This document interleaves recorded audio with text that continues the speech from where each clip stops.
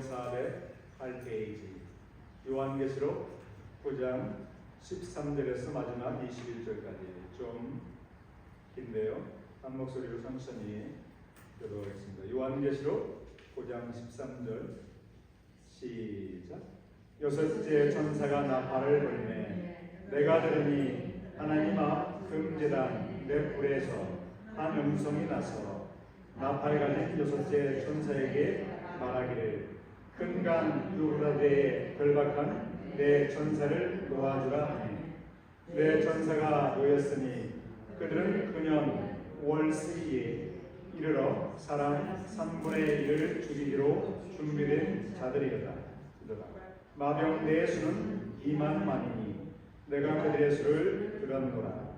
이 같은 환상 가운데 그 말들과 그 위에 한 자들을 보니 불빛과 자줏빛과 유황빛 오신경이 있고 또 말들의 머리는 사자 머리 같고 그 입에서는 불과 연기와 유황이 나오더라.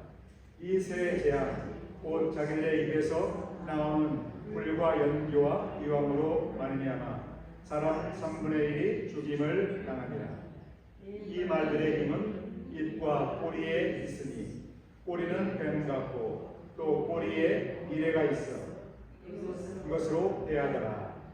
이 재앙에 죽지 않고 남은 사람들은 손으로 행한 일을 회개하지 아니하고 오히려 여러 귀신과 또는 보거나 듣거나 다니거나 하지 못하는 금은 동과 목석의 우상에 절하고 또 그 살인과 목술과 음행과 도둑질을 회개하지 아니하더라. 아멘. 다시 한번 기도하겠습니다. 아버지 하나님, 귀한 요한계시록의 말씀, 종말에 벌어질 일들을 계시하신 그 말씀을 우리에게 들려주시니 감사합니다. 이 말씀이 나에게 주시는 말씀으로 받게 하여 주시옵소서. 은혜와 능력을 부어 주옵소서. 진리를 깨닫게 하여 주시옵소서. 종말에 벌어질 일들에 대해서 흥미한 상태로 살아가는 것이 아니라 명쾌하게 알게 하시고 어떤 삶을 대비하며 준비하며 살아야 될지를 바로 알게 하여 주옵소서. 우리에게 원하시는 온전한 회개가 우리 가운데 일어나게 하시사 우리가 늘 주님과 교통하며 사귀며 주의 뜻을 따라 순종하며 살아가는 우리가 될 수 있도록 인도하옵소서. 예수님의 이름으로 감사하며 기도하옵나이다. 할렐루야. 오늘 저는 본문 말씀을 가지고 우리에게 허락하시는 그러한 여러 가지 하나님의 간섭이 있습니다. 세상 사람들에게는 재앙으로 간섭하시고 믿는 사람들에게는 연단으로 간섭하시죠. 그래서 오늘 본문에는 믿지 않는 세상에 재앙을 내리실 때에 재앙의 목적이 무엇인지를 우리에게 명확하게 보여주거든요. 그 부분이 어디에 나와 있냐면 20절에 보면, 다시 한번 제가 읽어드릴게요. 이 재앙에 죽지 않고, 이 재앙은 나팔을 불 때 이 땅에 일어나는, 주로 제가 요한계시록의 배경은 이스라엘이라고 제가 말씀드렸는데요. 이스라엘 땅에 좀 더 축소해서 말한다면 이 전 세상이 아니라 이스라엘 땅에 재앙을 내리시는데 그 재앙의 목적이 무엇인가? 이 재앙이 죽지 않고 남은 사람들은 손으로 행한 일을 회개하지 아니하고. 재앙을 내리시는 목적이 회개를 원해서 내리시는 거죠. 그러면 우리 믿는 사람들은 어떻게 하십니까? 재앙이 아니라 또 하나님께서 분명히 간섭하시는데 사랑하는 자를 채찍질하시고 징계하십니다. 육체의 아버지도 우리를 징계하실 때 우리가 그 아버지의 말씀에 순종했는데 우리의 영의 아버지신 하나님께서 우리를 징계하실 때 오직 우리는 오직이나 더 순종해야 되는가, 이렇게 서신서에서는 우리에게 권면하죠. 그래서 오늘 저는 이 땅에 내리는 재앙의 목적, 또 그뿐만 아니라 우리 가운데 임하는 여러 가지 간섭이 있습니다. 그것을 우리가 깨닫고 우리가 어떻게 해야 되는가, 그 부분에 대해서 좀 함께 상고해 보고자 합니다. 오늘 제가 요한계시록의 7년 동안에 일어나는 그 환란 기간 동안에 일어난 일들을 도표로 만들어서 과거에도 드렸고요. 또 업데이트된 자료를 제가 다시 한번 드렸는데요. 요한계시록을 읽다 보면 전후 좌우 전후 관계가 약간 불투명한 경우가 있어요. 예를 들면 우리가 6장에서 보면 예수님께서 공인을 떼실 때 첫 번째 인을 떼실 때 어떤 일이 벌어지는지, 두 번째 인을 떼실 때 어떤 일이 벌어지는지 쭉 나열이 되어 있고, 또 쭉 가다 보면 어떤 일이 벌어지는가, 그 하늘에서 천체가 떨어지는 거예요. 별과 달이 떨어지고 암흑이 생기고 또 모든 그 사람들이 죽임을 당하고, 이렇게 인지양에 나오고 있고 인지양에 나타난 일들이 나와 있고, 또 오늘 그 나팔지양을 보게 되면 유사한 일들이 또 발생해요. 유사한 일들이. 그러면 인지양과 나팔지양, 대접지양 이렇게 순서대로 되어 있는데 과연 이 순서가 어떻게 되는 것인가 라고 우리가 궁금히 여길 수가 있어요. 그래서 제가 이런 도표들을 만들어서 드리는데요.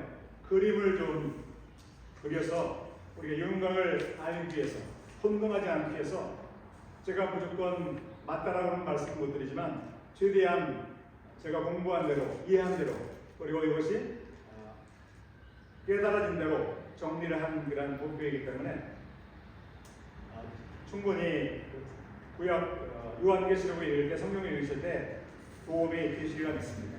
인지양은 무엇인가? 인지양은 재앙의 전반적인 모습이에요.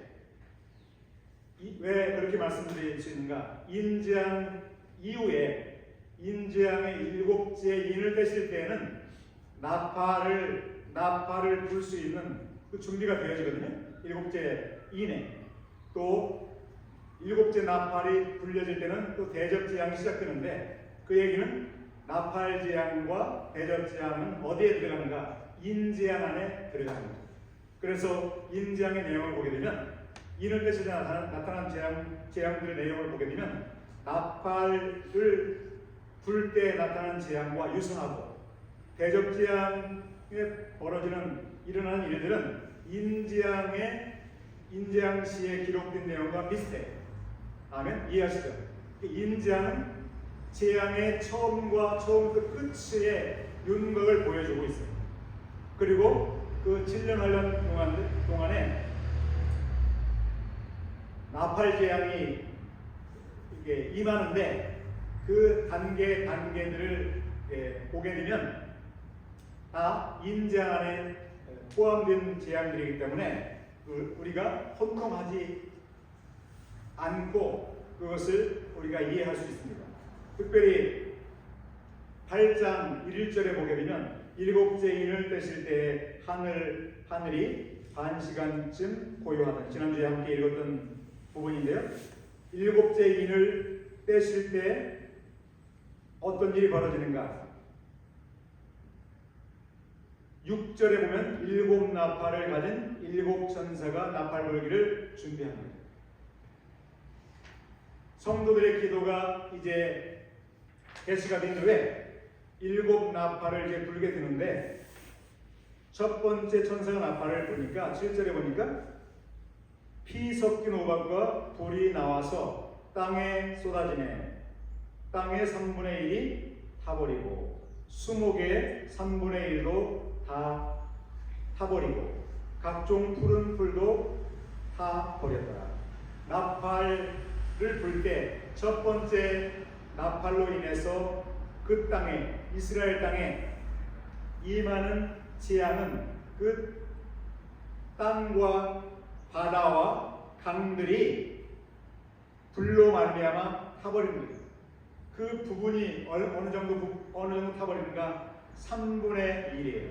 3분의 1이라는 것은 한 부분을 말하죠. 3분의 3이 아니라 3분의 1은 1 부분을 말하고 있어요.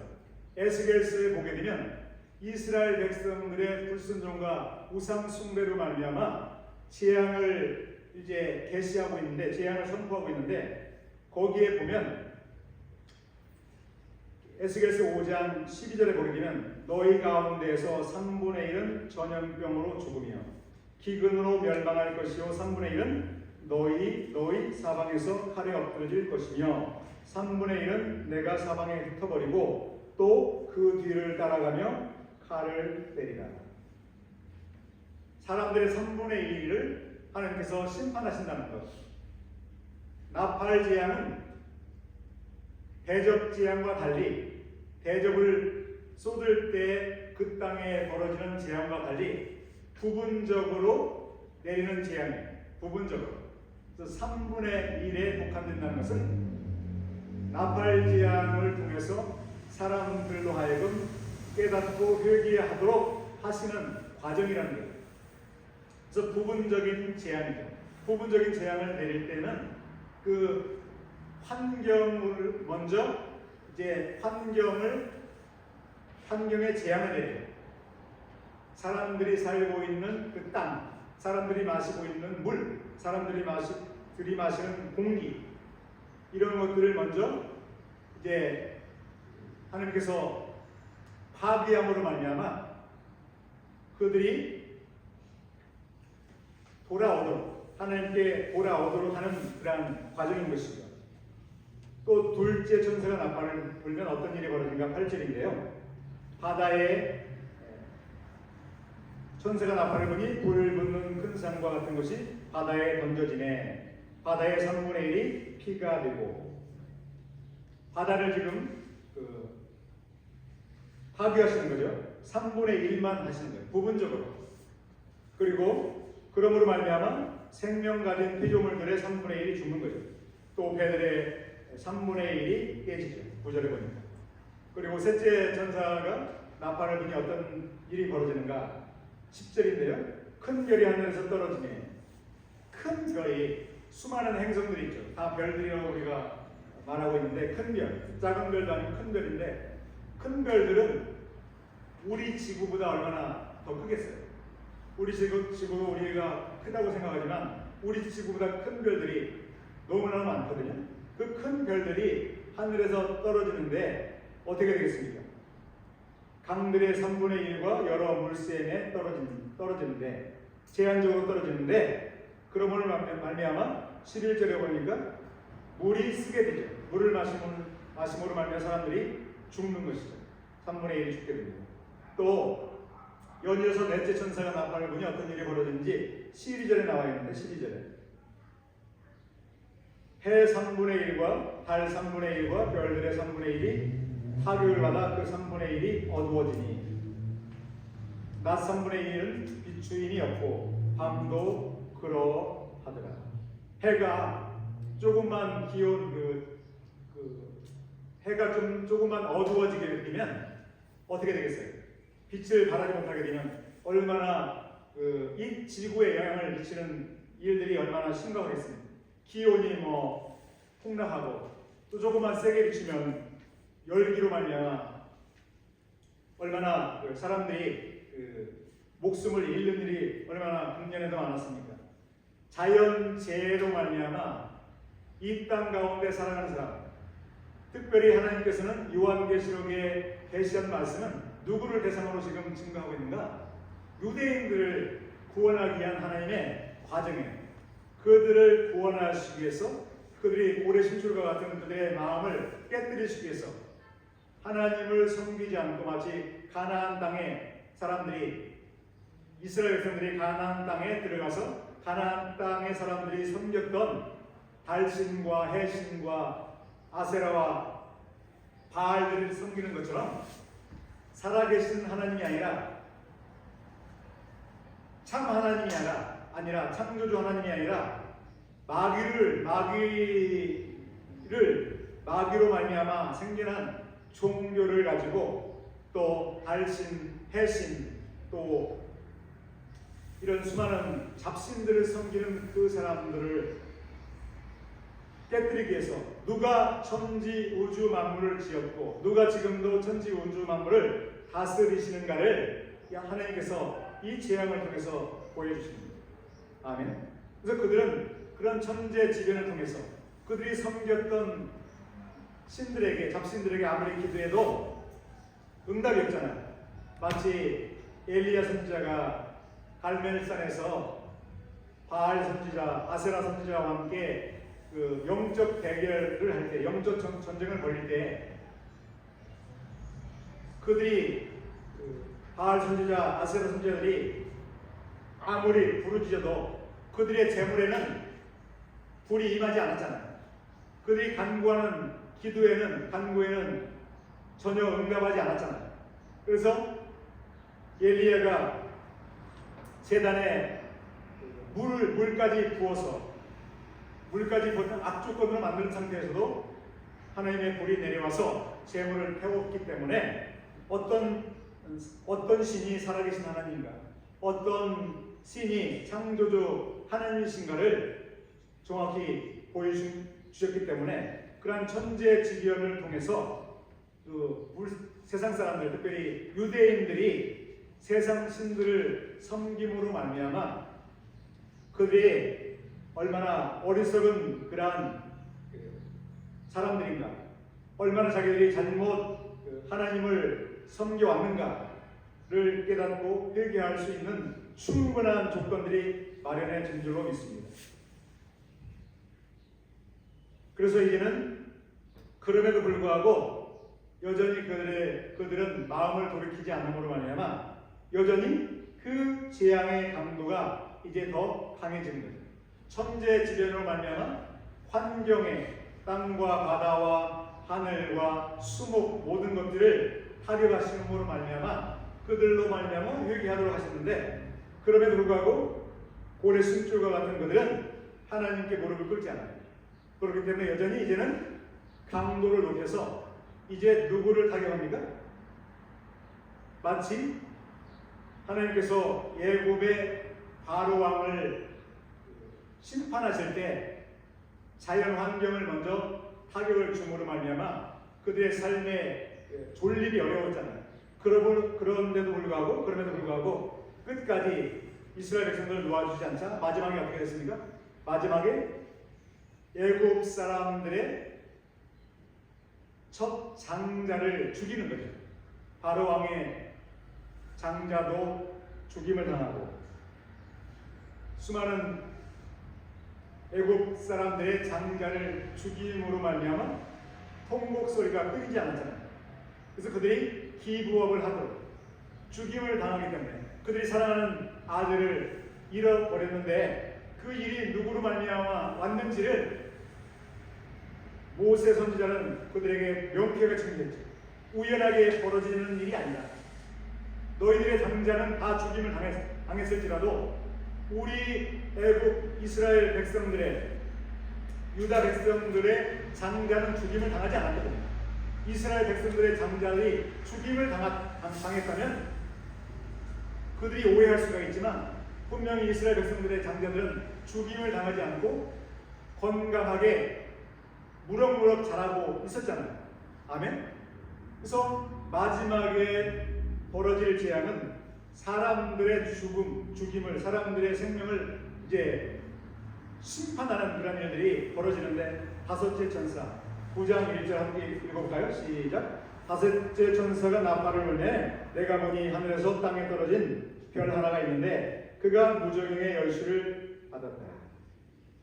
바로 사단을 말하는데요. 사단 마귀가 이제 죽이는 자는 사단 마귀죠. 사람의 생명을 앗아가는 자는 하나님이 아니잖아요.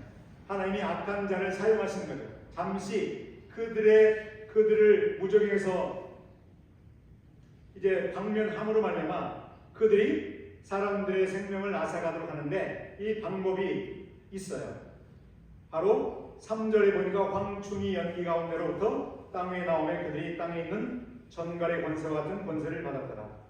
그들이 황충이 와서 이제 사람들을 이제 해롭게 하는 거예요.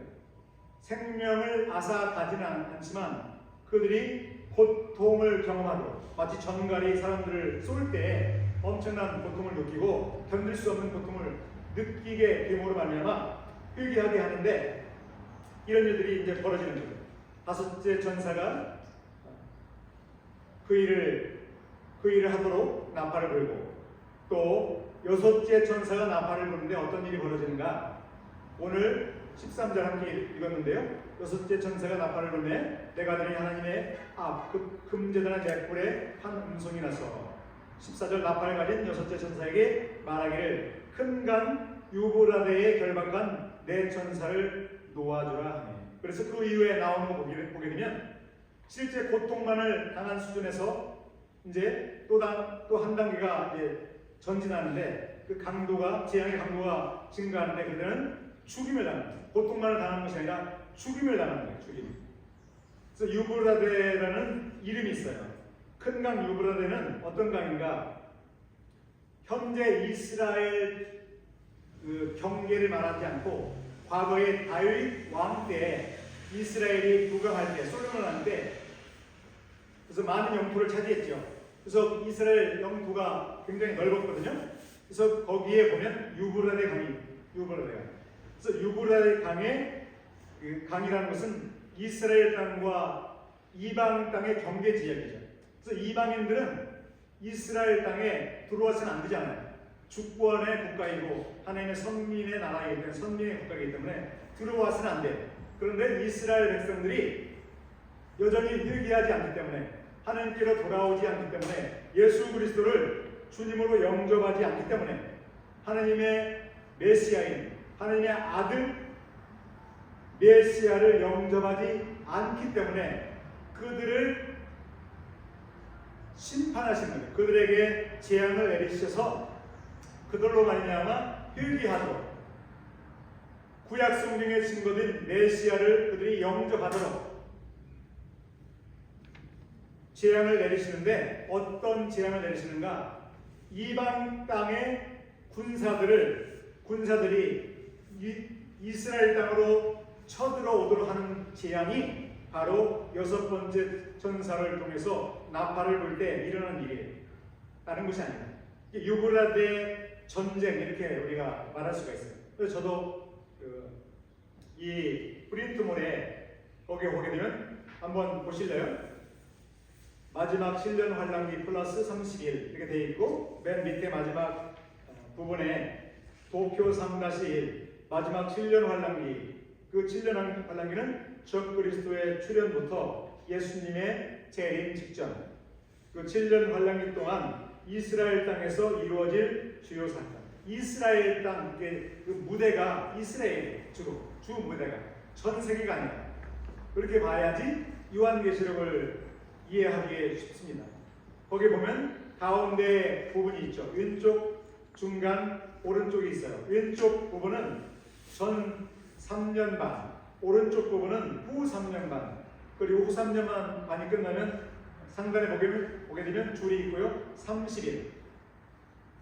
그리고 그 위에 보게 되면 쭉 보게 되면 마지막 7년 환란기 플러스 30일 밑에 인재앙기간 이렇게 되어 있어요. 인재앙은 좀 전에 제가 설명드린 것처럼 이스라엘에 대한 하나님의 심판과 구원의 과정, 전체적인 그림은 인재앙. 그래서 인재앙 안에 무엇이 들어있는가? 나팔 재앙과 대접 재앙이 들어갑니다. 그렇게 보면 인재앙과 나팔 재앙과 대접 재앙이 중복되는 부분들에 대한 해석이, 오해가 해결이 되리라 믿습니다. 그래서 대략적으로 살펴보면 전 3년 반 초반에 어떤 일이 벌어지는가? 아랍 동맹과 이스라엘 간에 큰 전쟁이 벌어지겠죠. 이러한 지금도 하마스와의 전쟁, 헤즈볼라의 전쟁, 이란과의 잠재적인 어떤 전쟁 발발 직전에 있잖아요. 이런 일들이 계속적으로 진행이 될 거라고 저는 믿습니다. 말씀을 통해서 본다면. 그러면 아랍의 동맹이 일어날 것이고, 이스라엘과 이스라엘 지지하는 그 나라들 간의 큰 전쟁이 일어나겠죠. 배후에서 지금 지원하고 있죠. 미국에서 지원하고 또 우크라이나도 지원하고 있고, 이런 서방 세계들이 공산 세력과 또 아랍 세계와 이게 전쟁을 지금 국부적으로 진행하고 있는데, 이것이 확대되게 되면 큰 전쟁이 벌어질 거예요. 그 이름은 여기는 없어요. 그때 전쟁이 어떻게 되는가? 이스라엘과 연합 세력이, 연합 국가들이 지지하는 이스라엘이 승리하게 될 거예요. 분명히 승리하게 된다고 저는 믿습니다. 왜 그러는가? 그 승리를 해야만이 제3성전이 세워지거든요. 이스라엘이 실패하면, 패배하면 성전은커녕 오히려 그 예루살렘 땅에 그 아랍인들이 가서 절하는 그 모습가 더 많아지겠죠. 근데 분명 3성전이 세워지는 걸 보면 이스라엘이 분명히 승리하게 될 것이다. 그때 승리를 하는데 중재자가 나타나는데, 3번이에요. 중재자가 마지막 중재자인데 마지막 적그리스도가 나타나서 이스라엘과 아랍 간의 평화 조약을 주선할 것이다. 그게 다니엘서 9장 27절이고요. 그 다음에 4번에 보게 되면 예루살렘 제3성전 완공 및 성전 제사를 시작하죠. 전 3년 반 동안. 그때 어떤 일이 벌어지는가? 5번이에요. 큰 음녀가 마지막 적그리스도와 연합하여 온 세상을 음녀함. 이제 적그리스도와 예루살렘, 이스라엘은 이제 원바디가 돼요. 원바디. 한 공동체가 되는 거죠.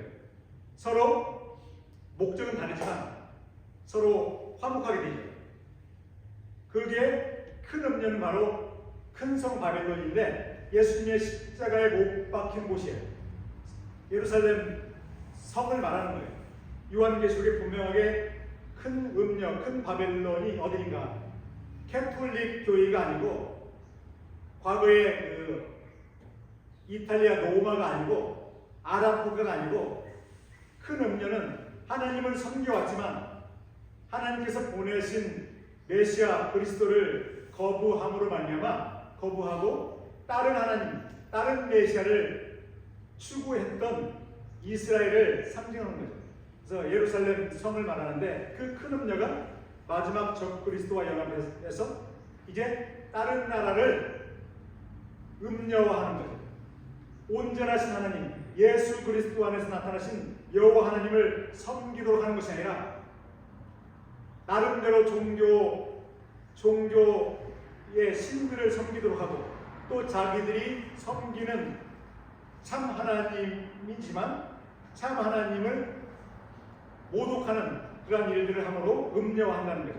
그래서 큰 음녀, 큰 성 바벨론은 예루살렘 성을 상징한다. 그래서 두 번째를 보게 되면, 그렇기 때문에 나팔 재앙이 임하는 거죠. 여전히 하나님을, 온전한 하나님, 여호와 하나님을 섬기지 않기 때문에 나팔 재앙을 통해서, 나팔을 불므로 말미암아 그들에게 경고하시는 그 나팔인데요, 그 재앙을 내리셔서 그 땅을 타격하시고, 그럼에도 불구하고 돌이키지 않기 때문에 이제 사람에게 전갈이 쏘듯 황충을 보내서 그들을 고통스럽게 하는데, 그럼에도 돌아오지 않을 때 이제 유브라데 강을 건너서 이방의 그 군대들을 적그리스도가 그들의 성전의 제사를 중지시킬 거 아니에요. 3년 반 후에.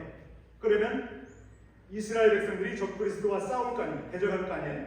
그때 적그리스도가 이방 군대를 동원해서 예루살렘을 다 멸망시키는 일이 벌어지는 게, 그것이 바로 유브라데 전쟁이다. 저는 그렇게 해석을 하고 있습니다. 그래서 1번 나팔 재앙은 이스라엘 땅에 대한 하나님의 부분적인 심판. 2번 마지막 적그리스도의 이스라엘과의 계약 파기. 이스라엘의 반말. 적그리스도의 군대의 예루살렘 성 점령과 파기. 그것이 유브라데 전쟁이라고 저는 믿고 있고요. 적그리스도가 예루살렘 성전에 자기 우상을 세우고 우상 숭배를 강요함으로 말미암아 이스라엘이 반발하게 돼요. 그래서 이스라엘 반발하는 이스라엘을 마치 노아가 이스라엘 유대 땅을 점령해서 성전을 파괴한 것처럼 적그리스도가 이방 군대를 동원해서 완전히 멸망시키는, 성전을 또다시 파괴하는 일이 벌어지는데, 그것이 바로 오늘 본문에 나온 부분들이죠. 그런데 20절에 보니까 요한계시록 9장 20절에 보니까 이 재앙에 죽지 않고 남은 사람들은 손으로 행한 일을 회개하지 아니하고 오히려 여러 귀신과 또는 보거나 듣거나 다니거나 하지 못하는 금은 동과 목석의 우상에게 절하고 또 살인과 목술과 음행과 도둑질을 회개하지 아니하더라.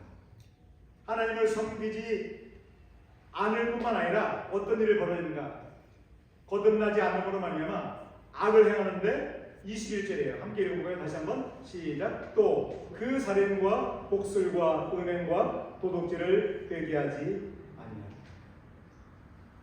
그렇게 죽임을 당하고 가족이 죽임을 당하고 고통을 당하고 목숨을 잃는 사람들이 수많은 사람들이 이름에도 불구하고 여전히 그 일이 누구로부터 말미암았는지 이때 이런 재앙들이 떨어질 때는 재앙만 떨어지는 게 아니에요. 모세가 바로에게 가서 바로에게 이 일이 무엇으로 말미암아 누가 이런 재앙을 내리는가 하나님께서 원하시는 일이 무엇인지를 바로 하여금 명확히 알도록 그를 대적하고 하나님의 말씀을 증거했죠.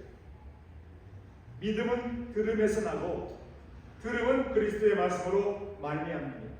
이제 이후에 나오는 내용들을 보게 되면 두 감람나무, 두 선지자, 또 14만 4천 하나님의 인침을 받은 이마에 인침을 받은 사람들, 이런 하나님의 종들이 또 이 땅에 그 땅에 살아있는 그리스도인들과 연합해서 하나님의 인침을 받고 예수님을 늦게나마 영접한 그리스도인들이 순교를 각오하고 이 재앙 중에 예수님의 복음을 하나님의 뜻을 증거할 거예요. 분명히. 아멘.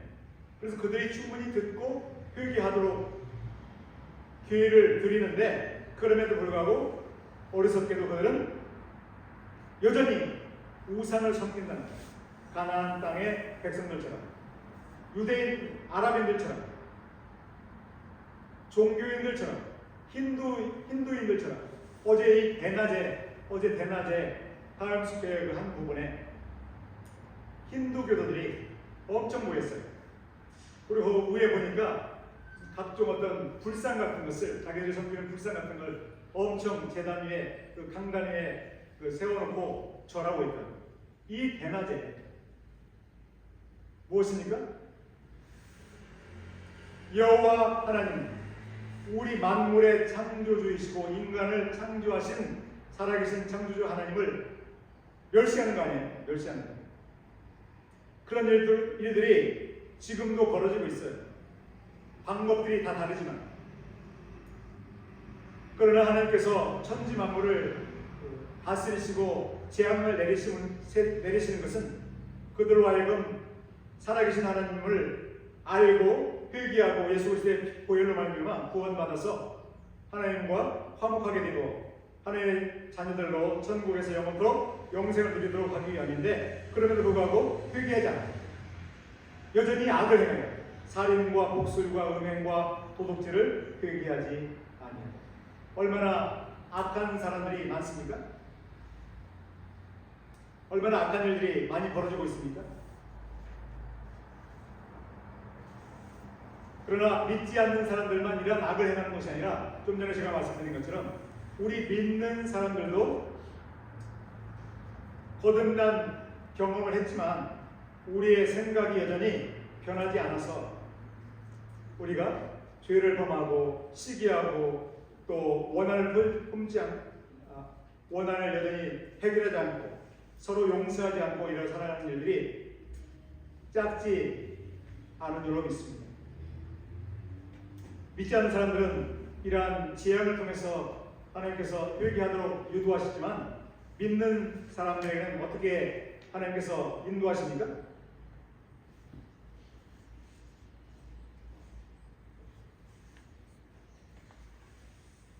히브리서 12장에 보게 되면 3절에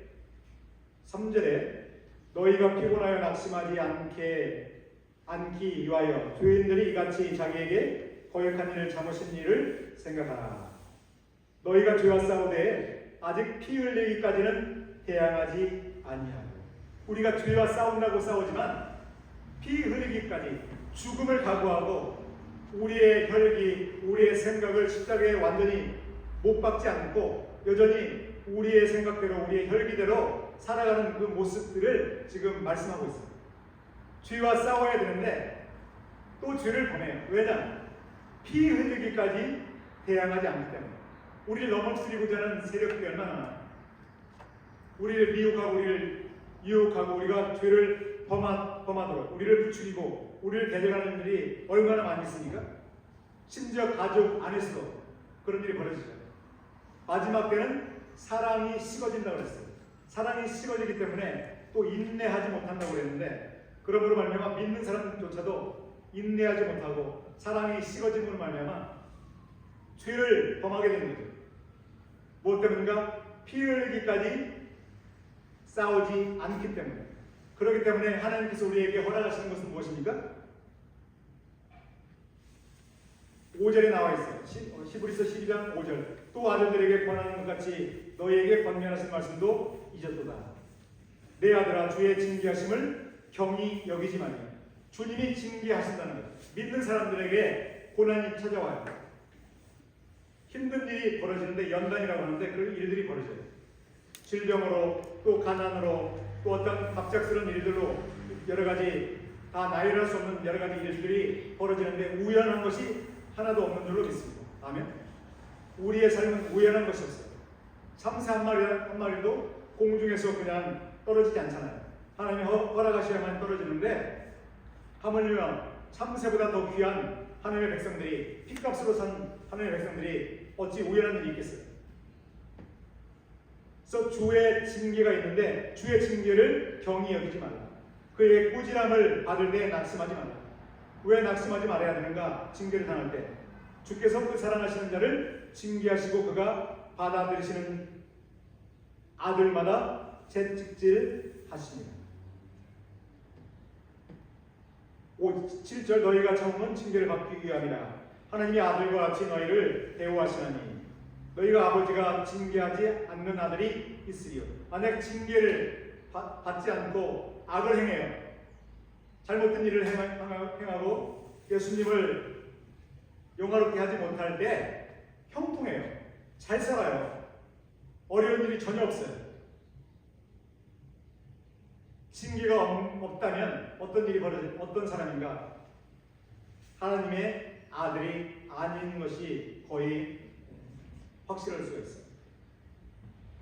하나님의 아들은 심판은 당하지 않지만 징계를 분명히 당하는데, 징계를 당해서 어떤 사람은 고린도전서 5장에 기록된 것처럼,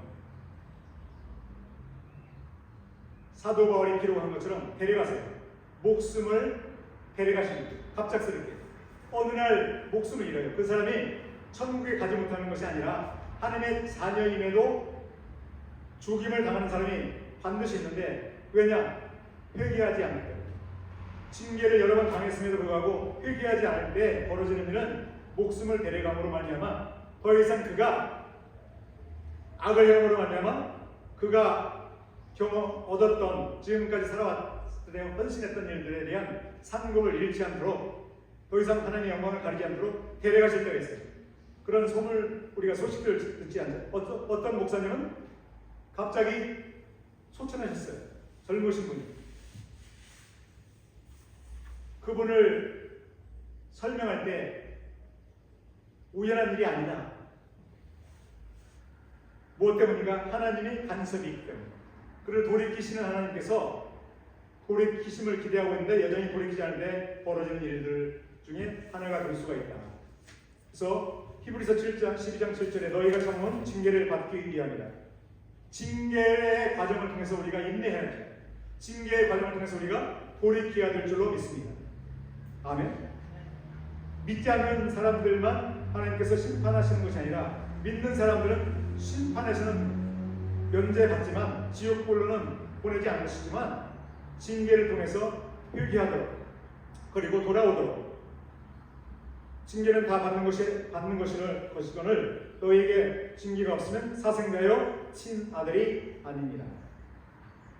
또 우리 육신의 아버지가 우리를 징계하여도 공격하였거늘 허물며 모든 영의 아버지께서 더욱 복종하여 살려 하지 않겠느냐.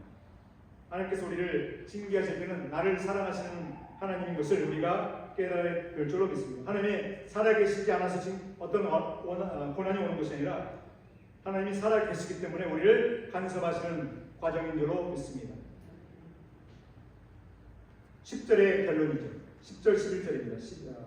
히브리서 12장 10절 11절 읽고 마치겠습니다. 그들은 잠시 자기의 뜻대로 우리를 징계하였거니와 우리 아버지들은 자기의 뜻대로 우리를 징계하였지만 오직 하나님은 우리의 유익을 위하여 우리의 구원을 위하여 우리의 영화를 위해서 성화를 위해서 그의 거룩하심에 참여하게 하시느니라. 무릇 징계가 당시에는 즐거워 보이지 않고 슬퍼 보이나 후에 그로 말미암아 연단받은 자들은 의와 평강의 열매를 맺느니라. 의와 평강의 열매를 위해서 우리를 징계하신다.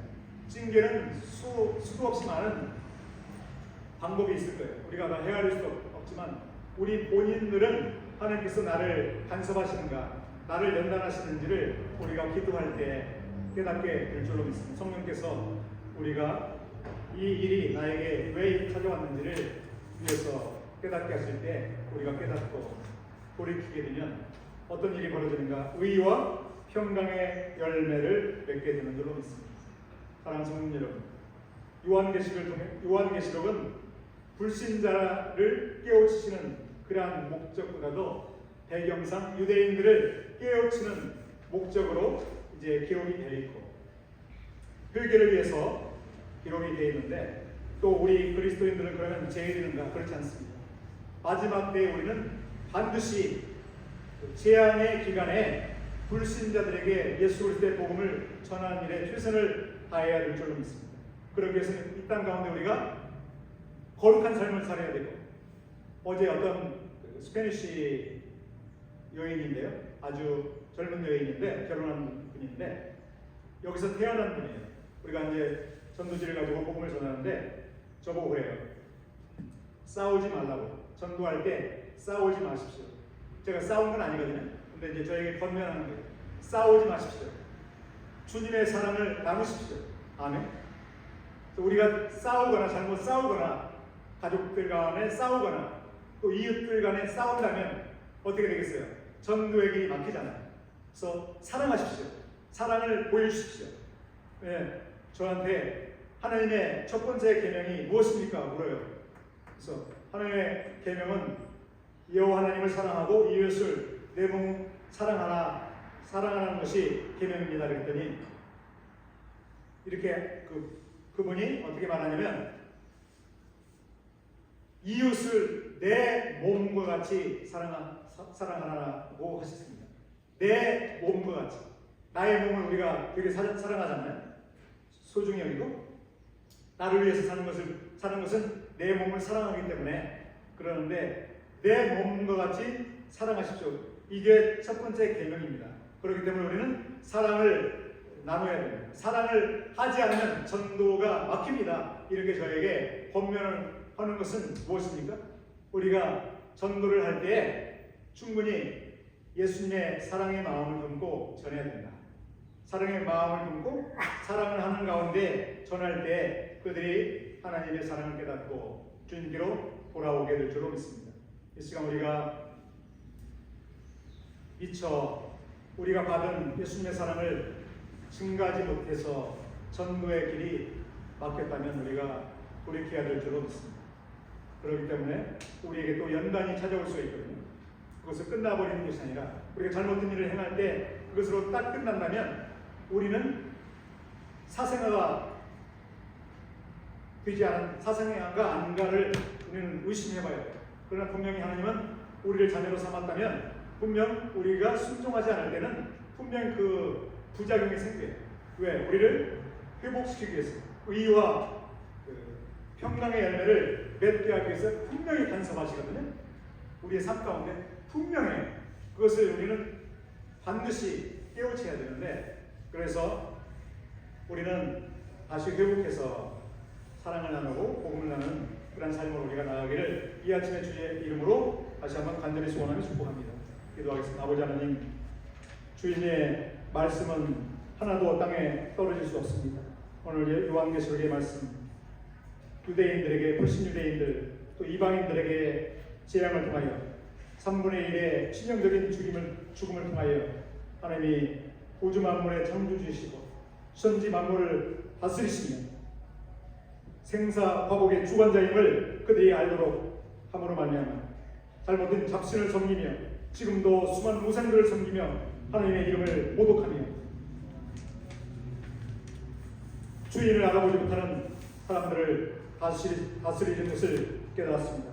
그들뿐만 아니라 우리의 하나님의 백성들도 또한 우리에게 주신 사명과 이제 전도의 유임령을 감당하지 못할 때 우리에게 간섭하심으로 말미암아 우리가 꼬리키게 하신 줄로 믿습니다.